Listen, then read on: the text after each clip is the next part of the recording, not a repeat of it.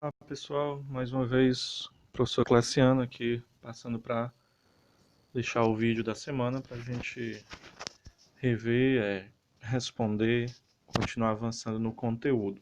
Tudo bem? Então, espero que estejam bem mais uma vez e vamos ao conteúdo da semana. Para a semana, o conteúdo proposto para a turma, para essa série, seria, né, de fato, a leitura e interpretação de texto, tá certo? Qual texto? A História de Blimundo, de Leon Lopes. Espero que vocês tenham lido, tenham gostado. É uma história muito interessante, achei bem legal.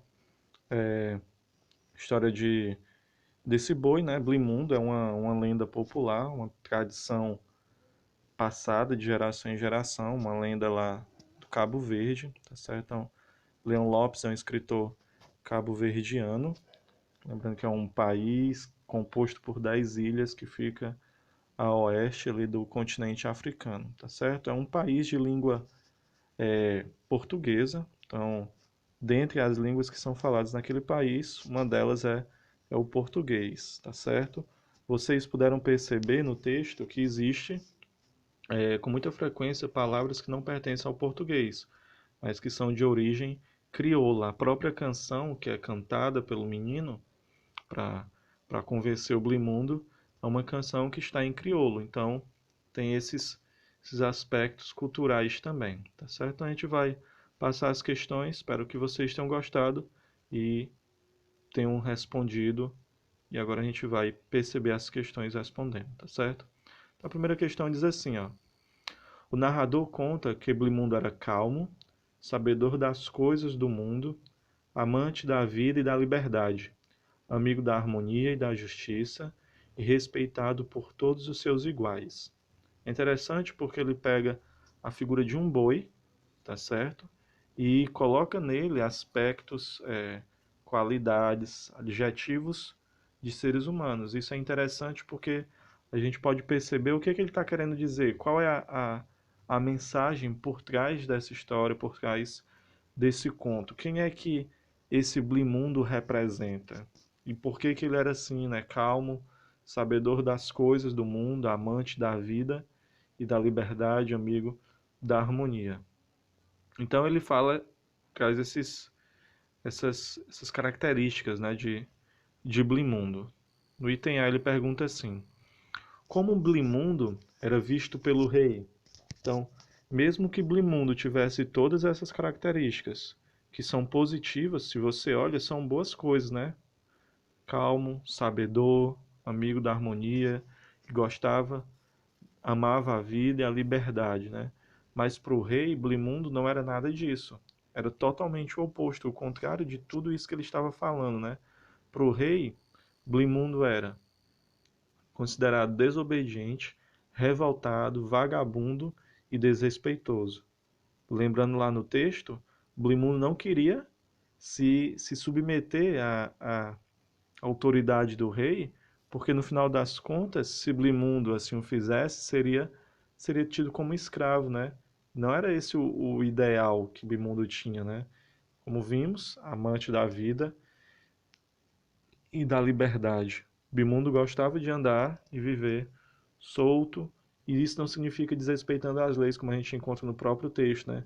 É falado que ele era alguém que respeitava a lei, mas só queria ter a sua liberdade preservada, coisa que o rei não se agradava. Achava que essa atitude do Blimundo iria fazer com que todos os outros bois se revoltassem.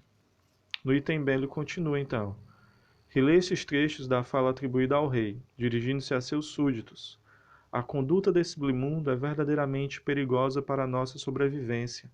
Quem fará andar os trapiches? De quem virá a carne para a minha mesa? Então essas eram as preocupações do rei, né? De onde é que vai vir a comida? É, quem vai trabalhar nesses locais onde os bois ficavam, né?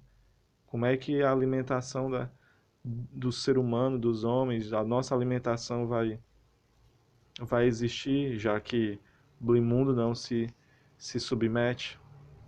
Ele diz assim, então, a pergunta do item B. Considere a descrição de Blimundo e essa fala do rei. Que tipo de comportamento o rei espera de Blimundo? Então, o que é que o rei esperava que Blimundo fizesse? Como Blimundo deveria agir de acordo com a visão do rei, do pensamento do rei? A resposta é: o rei espera um comportamento subserviente, como falamos, que Blimundo obedeça a ordens, que trabalhe sem descanso, descanso, que sacrifique sua vida, se necessário, para alimentar os seres humanos. Para o rei, então, Blimundo tinha que fazer exatamente isso, né? Ficar caladinho, quietinho, se quisessem matá-lo, que ele não fizesse nada, né? Que se sacrificasse mesmo até para poder alimentar os seres humanos. Segunda questão, então, nós temos: a figura do boi Blimundo, na tradição oral de Cabo Verde, representa alguns ideais e é considerado uma alegoria de resistência à escravatura e ao poder absoluto de um rei autoritário. Quais são os ideais que Blimundo representa?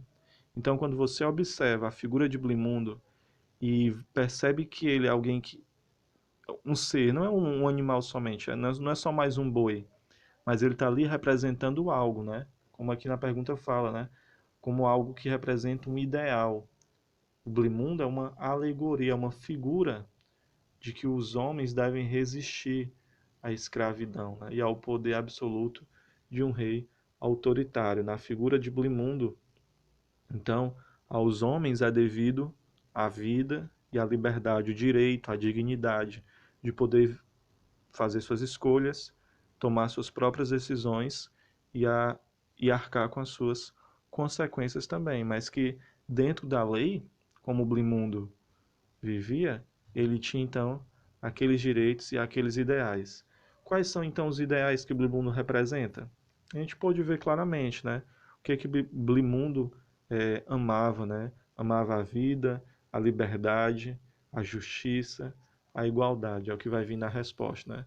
Então, algumas coisas, né? Lembrando que são respostas possíveis, né? Dentro daquilo que é apresentado no texto, você tem liberdade para, dentro do texto, retirar respostas que estejam próximas. Essa não é a única resposta, mas uma das respostas possíveis diante daquilo que é dito no texto. Então, o desejo de liberdade, de justiça e dignidade. São alguns ideais, por exemplo, né?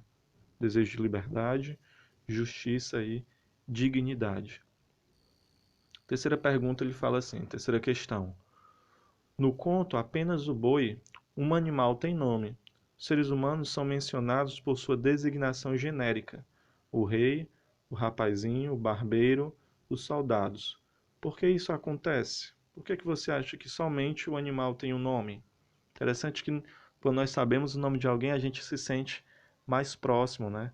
Isso é um recurso utilizado pelo escritor, pelo autor, aquele que compilou, por assim dizer, esse conto, esse texto de tradição oral, para nos fazer também nos aproximarmos, para termos alguma empatia, algum sentimento para o que acontece com esse boi, para as mesmas, nos interessarmos pelos mesmos ideais.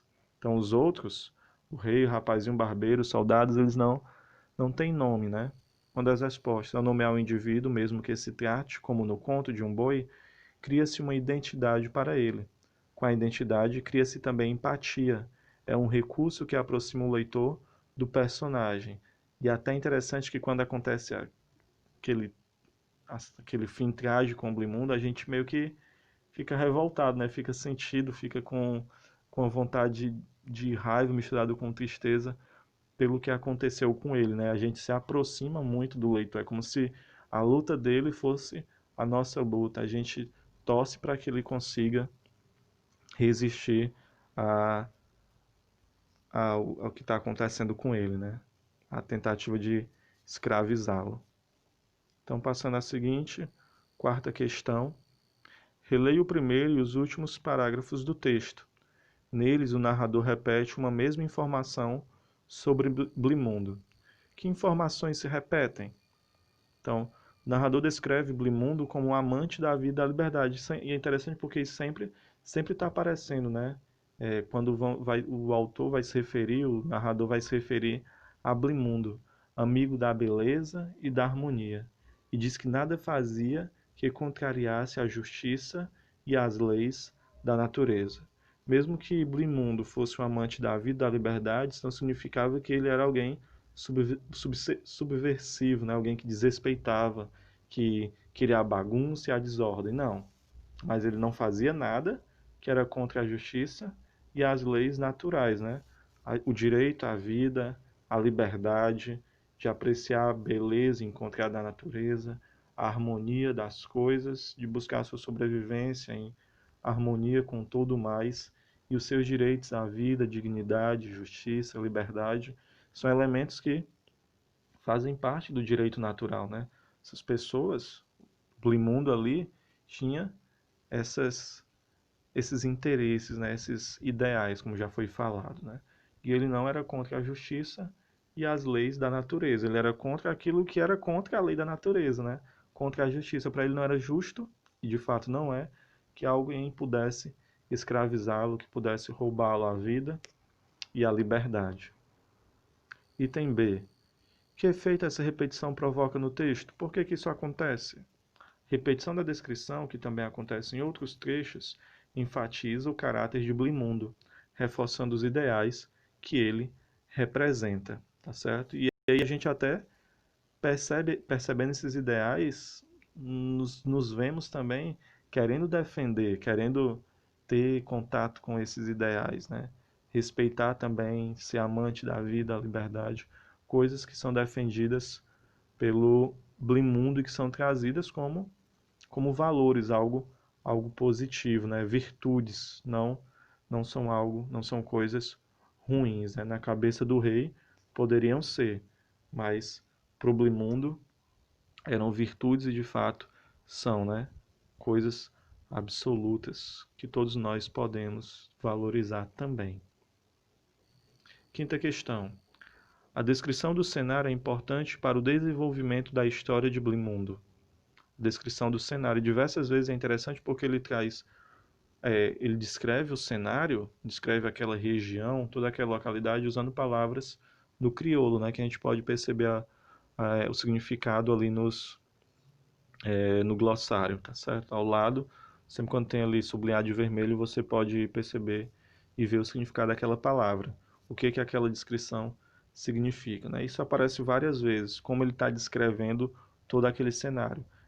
Quando a gente tem contato com outros textos de língua portuguesa, mas escritos em países africanos, como no Moçambique, Guiné, São Tomé e Príncipe, a gente percebe como eles valorizam, como no texto tem essa descrição muito clara, muito bem feita realmente dos cenários, daquilo onde a história se passa, as árvores, o rio, o desfiladeiro, a encosta, todas essas regiões que nós podemos encontrar no país africano. Ele pergunta assim: como o cenário é caracterizado?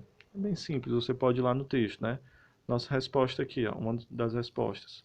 Como um ambiente cheio de terrenos íngremes, formados por ribeiras, campos, vertiginosas montanhas e com a presença dos trapiches, né, onde os bois ficavam, né, para trabalhar.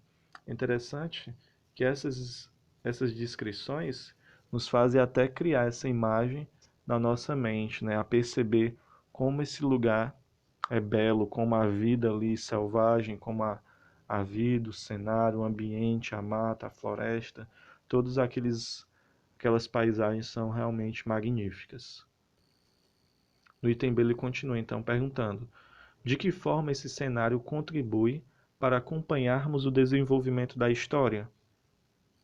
Resposta: o cenário mostra o alcance do poder do rei na história, trajetória de Blimundo que caminha por lugares hostis, se mantém escondido e a salvo dos que o perseguem. Em um dos momentos ele é até encontrado dentro de uma caverna, né? E os soldados ali, aqueles que trabalhavam para o rei, o procuram em todos os lugares. E como ele se escondia tão bem em lugares de difícil acesso, eles só o encontravam quando já tinham procurado, já estavam pensando em desistir.